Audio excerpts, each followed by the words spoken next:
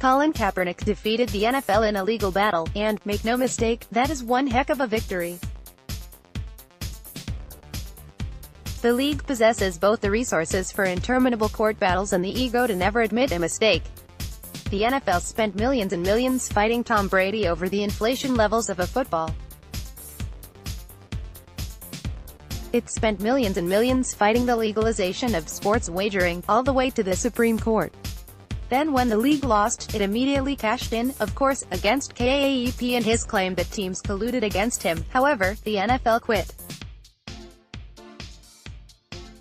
The two sides reached a settlement Friday, and while the details haven't been revealed, the fact the NFL was willing to concede any ground is significant, if not historic.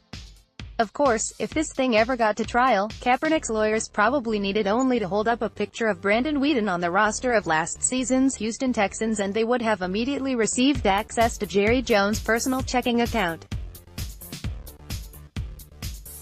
Settlement equals defeat here for the NFL. Here's the thing, though, despite the loss, it stands to reason the league is fairly pleased with how not having Colin Kaepernick around the past two seasons turned out. That isn't an assessment for the dreamers out there, but NFL owners are realists, not dreamers. Whether the payout to Kaepernick is $1 million or $100 million, here's guessing it's a lot closer to the latter. It's the cost of doing business for a league that really cares only about business. Kaepernick's protests had long ago been hijacked by political opportunists. This could have been a way to use football, America's communal entertainment love, to spark discussion about a host of important topics. That includes both what Kaepernick was protesting and why some fans believe the flag should be beyond reproach. There's more common ground here than many believe. Colin Kaepernick ended his collusion case against the NFL after reaching a financial settlement with the league. Getty. Instead, everyone just went to their corners and shouted. The other side was full of only racists. The other side was just un-American. Nuance and complexities were ignored. About the only entities that gained from the debate were Donald Trump and the charitable movements that Kaepernick funded. Following the 2016 season, the NFL just wanted it all to end. Players were divided, coaches were divided, owners were divided. And, most importantly to the league, fans were divided. The NFL could fund social justice initiatives or haul out even larger American flags or create new policies, stay in the locker room, or kneel alongside the players, and it just wasn't going to end. Owners, being owners, mostly resented Kaepernick for making them, and their business, uncomfortable. The all-powerful don't care much for getting poked in the chest. Since the owners couldn't control Kaepernick or Trump, or the reactions each were capable of generating, they tried to end it.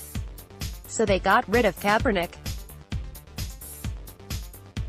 There might not be some memo with Roger Goodell's signature declaring no one was allowed to sign Colin Kaepernick, but the message was clear.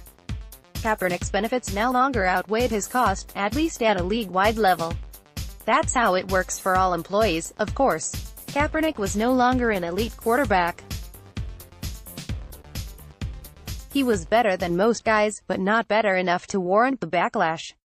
Tom Brady could probably burn an American flag in the middle of Gillette Stadium and the Patriots would keep starting him in perpetuity. Kaepernick isn't Brady. He's a smart guy, though, so he knew that going in, he was free to kneel and everyone else was free to react as they saw fit to that kneeling. Some loved him for it, some hated him for it. The owners were among the hate group, so no one signed Kaepernick, and just as they likely predicted, across the past two seasons the anthem protest situation simmered down. Almost no one was protesting by the end of 2017 and it was an afterthought for the 2018 season. Television networks even stopped showing the anthem.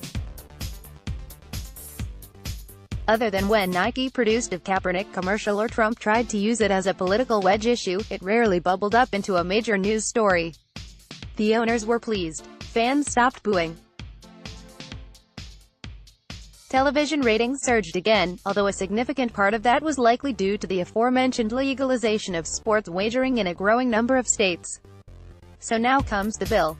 Let's say it is something huge, such as $100 million in lost wages, damages and the convenience of the NFL avoiding discovery. It's a lot of money, unless you're a conglomeration of nearly 36 billionaires.